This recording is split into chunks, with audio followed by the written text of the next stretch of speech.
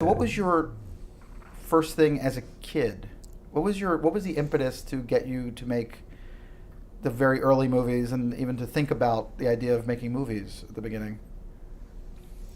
Well, I sort of combine two loves, really, I guess, which is a love of model making.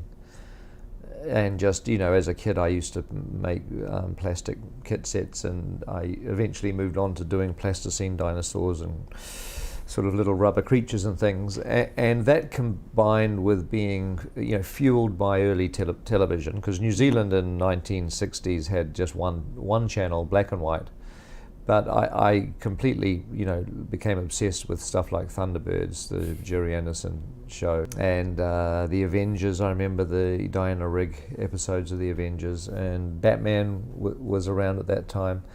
And then my parents got a Super 8 movie camera, and I would have been, I guess, about 7 or 8 years old.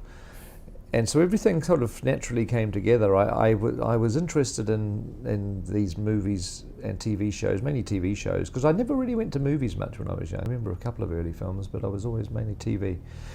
And I realized that with a camera I could film my models, and I could create little scenarios a bit like Thunderbirds. Mm-hmm. And in fact, I used to get the plastic Thunderbirds models. Was one of the sort of very early merchandising that used to happen in the 60s, was with the Thunderbirds, the ITC Lou grade. Figured out how to do it and sell these models to kids, and then I would create these adventures and film them, and it slowly grew from there.